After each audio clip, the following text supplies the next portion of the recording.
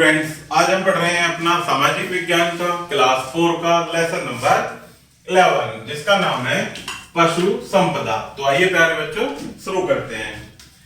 पशु भी प्रकृति प्रदत्त उपयोगी उपहार है। पशु मुख्य रूप से दो प्रकार के हो सकते हैं, वन्य पशु और दूसरा पालतू पशु। वन्य पशु वे हैं जो जंगलों में रहते हैं, जैसे शेर, चीता, हाथी, हिरण आदि वन्य पशु हैं। वन्य पशु वनों की सुंदरता तथा पर्यावरण का संतुलन बनाए रखने में उपयोगी होते हैं। कैसे होते हैं पहले बच्चों? वन्य पशु जो कि जंगलों में रहते हैं और हमारे जंगल के पर्यावरण को संतुलन बनाए रखने में उपयोगी होते हैं। इन पशुओं का शिकार करके मांस, चमड़ा, फर, हाथी दांत, सींग आदि बहुमूल्य वस्तुएं प्राप्त की जाती हैं। लेकिन पशुओं का शिकार करना अमानवीय होता है।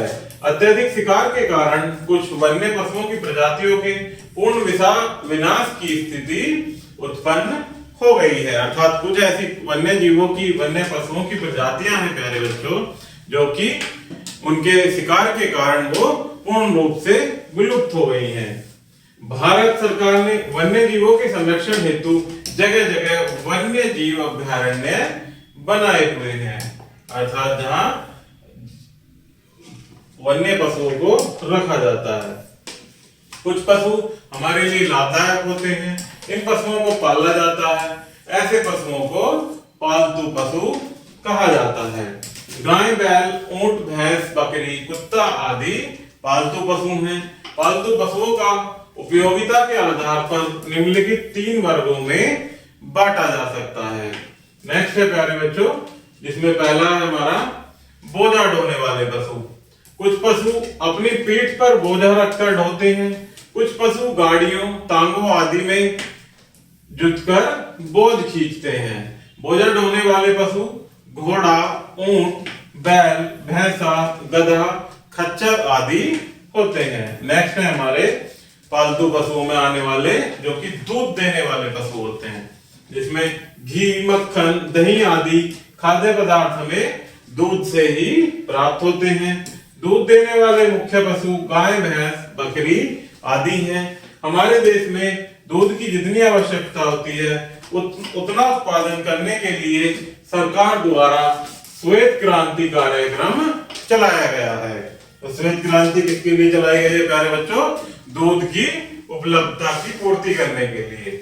ऑपरेशन फ्लड कार्यक्रम भी दूध की उत्पादन की वृद्धि के लिए शुरू किया गया था। एक श्वेत क्रांति और दूसरा ऑपरेशन फ्लड कार्यक्रम। नेक्स्ट है प्यारे बच्चों, कृषि व अन्य कार्यों में उपयोगी पशु। भारत की अधिकांश जनसंख्या कृषि पर निर्भर है। यहाँ कृषि कार्यों में पशुओं का प्रयोग अधिक किया जाता है। बैल, भैंसा आदि पशुओं का प्रयोग खेत जोतने, सिंचाई करने, बीज बोने, दाना निकालने व अनाज धोने जैसे कार्यों में किया जाता है। इसके अलावा कुछ पशु अन्य कामों में हमारे लिए उपयोगी होते हैं, जैसे भेड़ों से हमें ऊन प्राप्त होती है। ऊन का प्रयोग गर्म कपड़े बनाने में किया जाता है। भेड़, बकरी, मुर्गा, भैंसे आदि के मांस का प्रयोग भोजन के रूप में किया जाता है। खाने में मुर्गी के अंडों का भी प्रयोग किया जाता है। आजकल भेड़ पालन, मुर्गी पालन आदि लाभदायक व्यवसायों के रूप में उभर रहे हैं।